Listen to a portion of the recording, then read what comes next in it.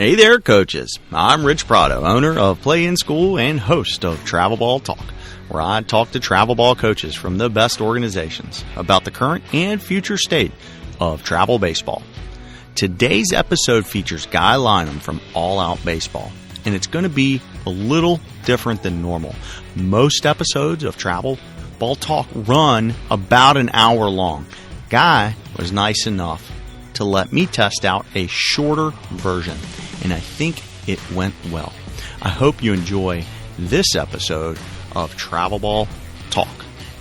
But before we get to today's show, coaches, what if there was a drop-dead simple platform that put all of your players' up-to-date data and videos at your fingertips?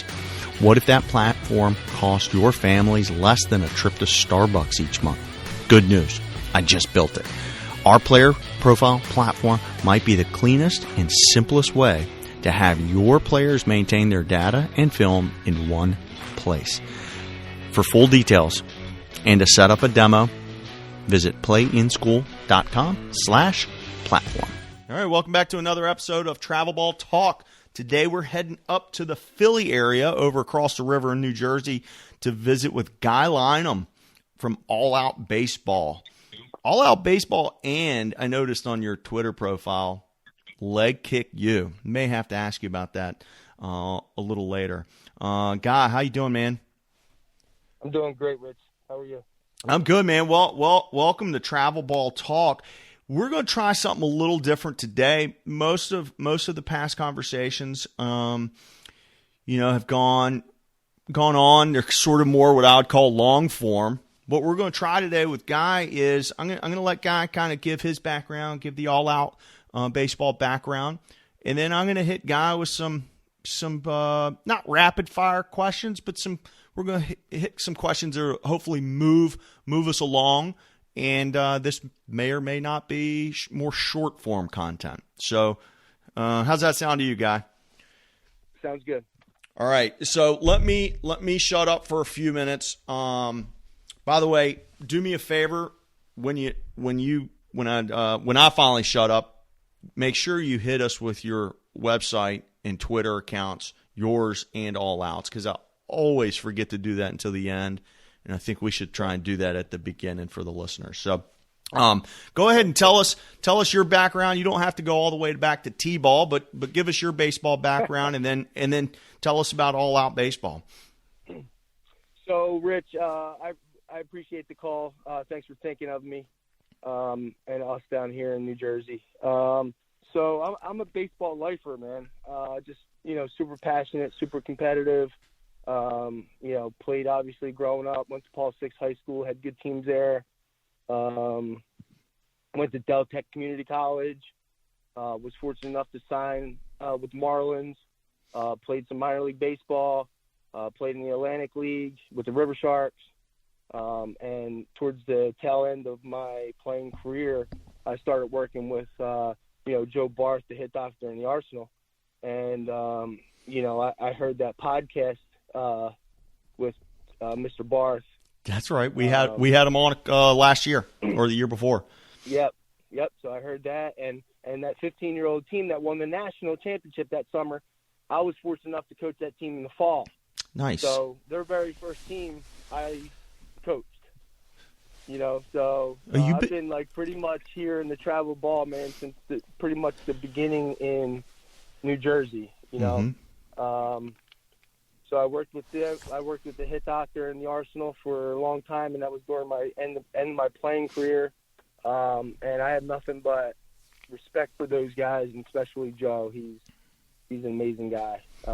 More knowledge of the game of baseball than anyone I've been around. I actually caught up with Joe a couple of weeks ago, and he seems to be doing real well. By the way, if you haven't got any updates, nothing but the best, man. So then I went with the Young Guns. Pretty much created that program as well with Pat Fisher. Us two coached the very first two teams together there, and then created All Out Baseball, and then that was probably, I guess that was in 2009, all out, or 2010, and been doing it since. And we finally got our own facility. I would say it's about 2 years now, here in South Jersey. So, that's pretty much the quick version of my baseball background. Was fortunate enough to coach a hell of a lot of good players. South Jersey has some unbelievable baseball players. When we first started travel baseball, I think it was like we were looked at as like, cold weather, Northeast, these guys can't play, and then I think we really made a name for ourselves because we only had, like, when I was coaching with the Arsenal, it was only the Arsenal in town. So we had the best players around, period. And we were awesome. And then when I went to Young Guns, it was the same thing. It was just the Arsenal and the Young Guns. So between the two programs, I think they were even better because now more of the good players are playing. Now we're competing pretty much with each other. And, and I think that really started this whole travel ball thing. And, now I think it's a little bit watered down, but I think what's happened is it's made the bad player average and the average player good, and those good players back when I was playing are now great because they have to be in order to keep up. Man, you just hit me right in the heart with that perspective. That that was such an optimistic and positive outlook that I actually think you might be right. We see a lot of people who look at the total quantity of players in travel ball is a little bit of a negative, because it is watered down, to repeat a term you used, but the skill set has improved, and I love the way you put that, where it's like, what's the saying? A rising tide raises all ships. And so That's right. the best players are still the best players, and they're a little bit better today than they were 10 years ago. The average I just love the way you put that. That was awesome. That was awesome. That Philly area, if folks are listening who maybe, you're from the Southeast or you're from the Texas out there, the Arizonas, the Californias, newsflash, Philly baseball is strong. The Philly area on both sides of the river is incredible. So there's strong talent on both sides. This is it's a pretty big metropolitan area, and with that comes a lot of talent. So, I think that I think we're headed in that direction anyway, Rich. But I think the likes of this has been a positive and a negative. Honestly, for the coaches, in my personal opinion, is the Mike Trouts of the world. The positive thing is that, we see that it can be done, man. I mean, not only be done, but be the best in the world, The negative is I think everybody thinks they have the kid that could be the best in the world, Yeah. So, I mean, that's kind of funny, but yeah. Yeah, that's the pride and joy of New Jersey right there. And I think that's Mike Trout. Play, man. I really do. I mean, look at it this year. I mean, it can't be a coincidence. We had a second rounder in Nick Decker in 2018, who just happened to play in our program, since he was 9, by the way. But he was like the highest position player, or at least outfielder, since Mike Trout. Right, out of New Jersey. And then this year, man, I think we're going to have 2 first-rounders out of here this year. The pitchers. Chase. That big 6'8" lefty? Yeah, I don't know if he's 6'8", but he's awesome. He's like, I would compare him to a younger version of Bumgarner. Are we talking about the lefty? He's like 94 to 96, and he's gigantic. Anthony Salmedo? Yeah, I don't know his name, but I've seen him all over Twitter and Instagram for the last week now. Yeah, he's a big dude, man. I mean, he's a big guy. I don't know if he's 6'8", but he's probably 6'5", 6'4", Yeah. Which is huge, and he's got long arms. He's Bumgarner, man. He's a younger version of Bumgarner, same arm action and everything. I mean, he's awesome. And then you got Chase Petty, who's fueling it up at 100. Yeah. I mean, I think he was the first guy in the perfect game, if I'm not wrong, in perfect game to hit triple digits amateur. Gee, incredible. Well, Guy, you're going to be our guinea pig as we walk down today's list of questions. I don't know if we're going to keep any of these questions, but they'll be the questions we use today. And we'll see where this takes us. So, sounds good. All right, here we go. What book should every coach read? Oh man, that's a loaded question. I'm a big mental coach, like a mental, maybe not a mental coach, but I always think in terms of like energy and mentality and all that stuff, because I really think that baseball is one of those sports where not the guys always with the best talent are the guys that make it. I mean, it's the drive, it's the self-motivation, it's the mental aspect, it's the energy, it's the consistency. All those intangibles I think are play a lot greater than talent, honestly. Mm-hmm. And I think baseball specifically is a sport for that.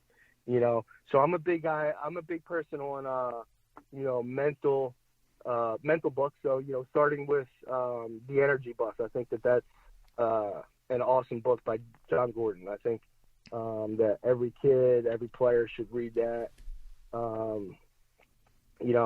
David and Goliath by Malcolm Gladwell. Outliers, awesome book by Malcolm Gladwell. Hey, Guy, you covered up your mic. I think you said David and Goliath, and Outliers were two more. Outliers is awesome. Awesome book. The Carpenter, No Complaining, The Law of Attraction. Oh my God. Smart. You better get your Audible subscription paid up so you can get through his list. I love it. Well, give me one more. Give me one more. What's one more? Well, I mean, we'll go to Smart Baseball by Buddy Bell. Good list right there. If you guys are looking for something to keep in your hands, to keep in your bag, to keep in the locker room, to keep in the office, just rewind that, get that list. Good stuff right there. It's a strong list. All right, next question. What regret or failure changed the way you coach for the better? What regret or failure changed the way you coach for the better? Did anything jump out at you?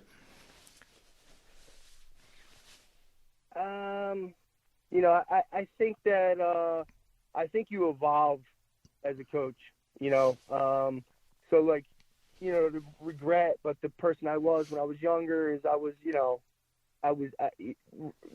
critique everything, yell, a lot, expect these guys to be perfect, because they're playing baseball at such a high level, so for an example, I'm coaching a 12-year-old team and they're playing baseball at such a high level, you forget they're 12.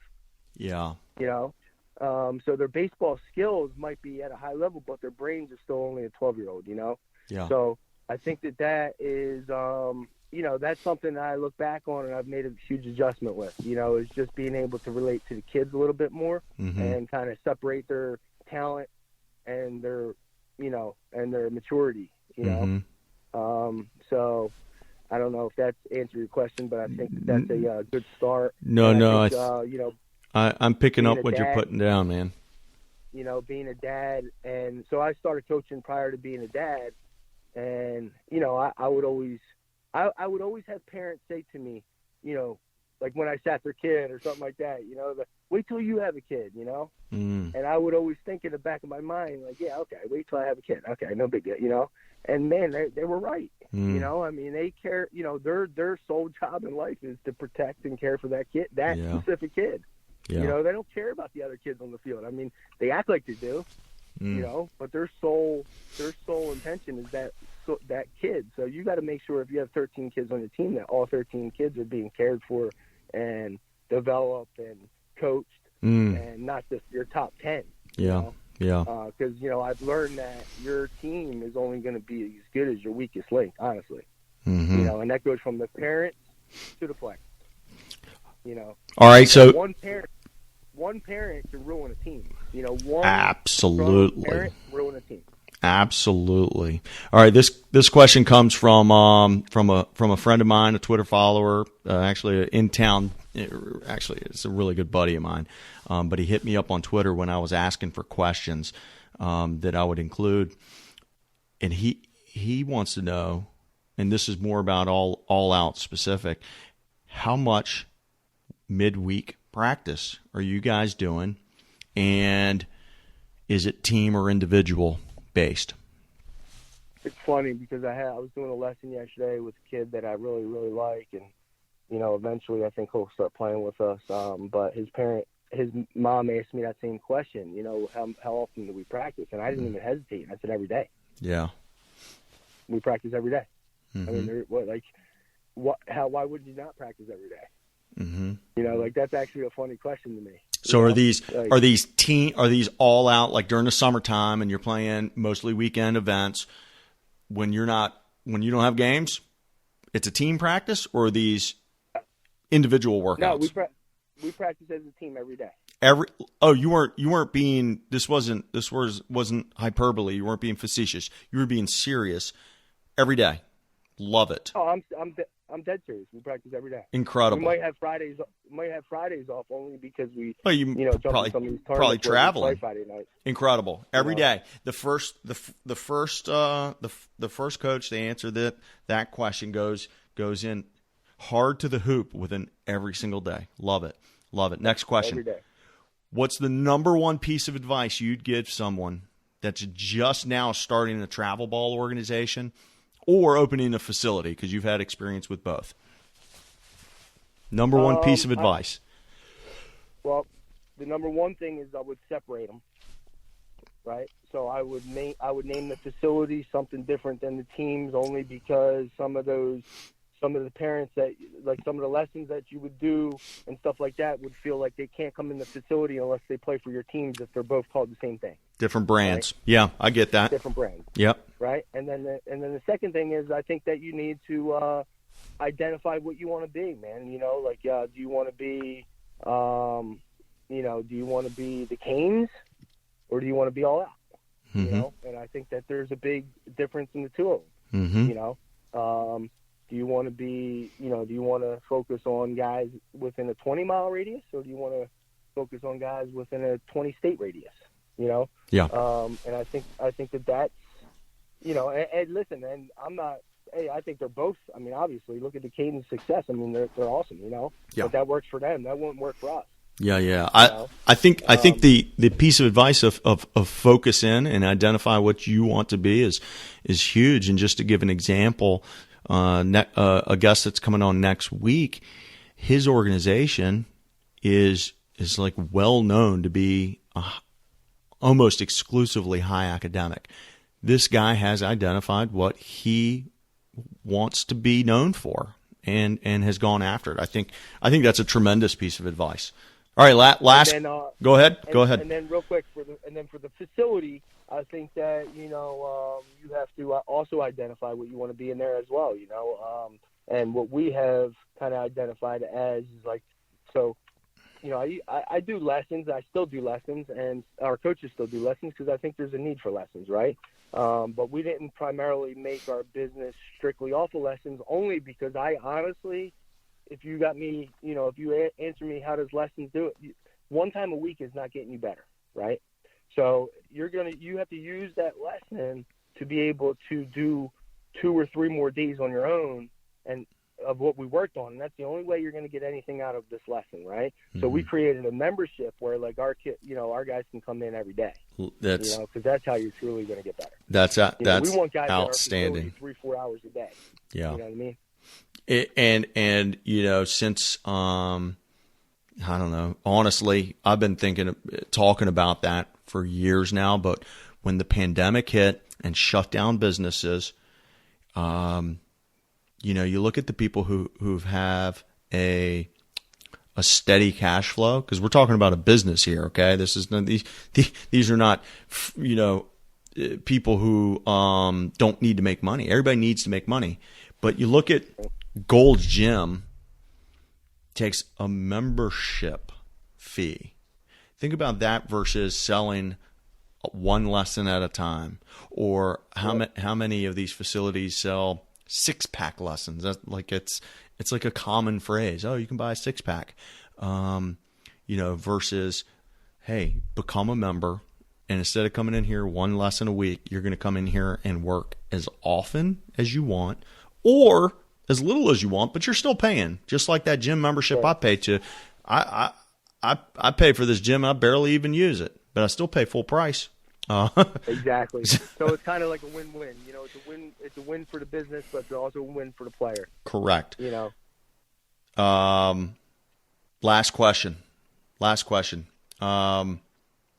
What one change could be made to travel baseball that would have the biggest positive impact?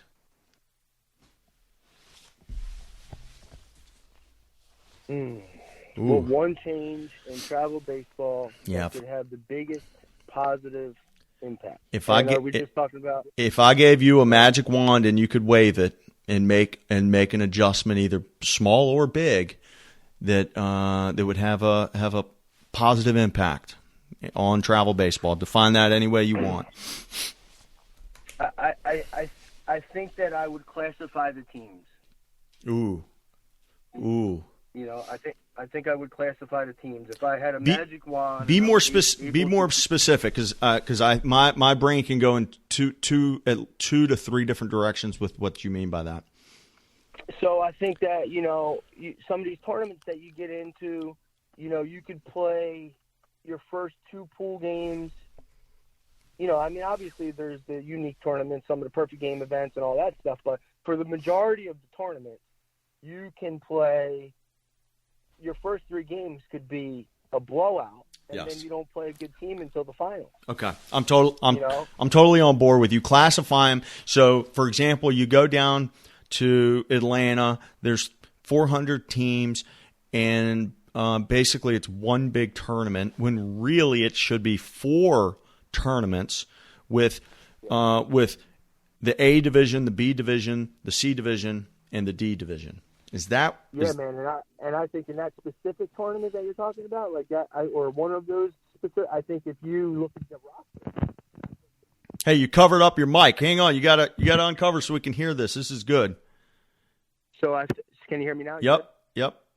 So I think that if you just looked at the roster, I think that you could probably classify them just by that alone. So anybody that has 2 or more kids from out of state go in this bracket. Teams that have all kids from the same state go in this bracket, and so forth and so on. I think that could be it's kind of interesting. I don't know if it's one way of doing it. I don't know if that's the perfect way of doing it, but I think we're on the same page. I don't think that that's the perfect way of doing it, but I think that every coach. So if you're going to ask the coach how their team is, I think every coach thinks their team's awesome. Correct. So if you're asking the coaches to classify their team, everybody wants to play in the A division. The thing is you got the 2 biggest the 2 big companies that are the scouting and ranking companies out there. If they're good at scouting and ranking, couldn't they just divvy these teams up into? And that's what they do, right? Is scouting and ranking. That's what they say they do. And then, all right. So what if you have a team where, just to play the advocate here, what if you have a team that that haven't played in any tournaments yet, and they're only getting put together for that specific tournament? That's a great question. It's a great question. I don't have all the answers. I do know that I love your assessment of creating these divisions, you didn't use the word division. You used a different phrase, but basically. Or the other thing is too, because I know, some of these tournament organizations that your team's not going to get ranked high enough unless you play in some of their prior events. Right? So what you could do is you could do it individual based and say, hey, listen, the only way your team is going to come in this tournament is if, let's just say, for an example, if you got videoed by Rich Prada. This way we see each player's skill set, and we can rank them and now we go down the list of your team and say, hey, they got 5 ranked players. This team has no ranked players, but all those players have been to the same event or something like that. That could be another way to do it too. The bottom line is it seems silly when a small local team is in a pool and they go 0-7 because they're not playing any teams on their level. And the flip side is the same. The big national powerhouse is in a pool, and they completely boat race the entire pool because there's no teams on their level. It doesn't make sense for either side of the equation. And it doesn't make sense for the college coaches either, because the college coaches don't want to come out and watch a 15-0 game. That's a fantastic point. Guy, I really appreciate you coming on. I think this was fun. I like it. I loved your answers to these questions. I might use some of these questions again for my next guest. But we'll see if people like this shorter content or not. Guy Lynam, All Out Baseball, hey, New Jersey. What's up, man? What's up? Real quick, where can guys find you at? Where can they find me? Oh my gosh, PlayInSchool.com or over on Twitter at PlayInSchool. You're the first person to ask me that. And guys can find us at www.aobaseball.com or on Twitter at All Out Baseball or on Instagram at All Out Baseball. And last note, this conversation will be found at PlayInSchool.com/Lynam. That's LYNUM. A-M. Oh, I spelled it wrong on my sheet here. LYNAM. And I'm looking right at it I'm looking right at it on Twitter, but I wrote it down on my notepad incorrectly. Guy, hang on 1 second. I appreciate you coming on, by the way.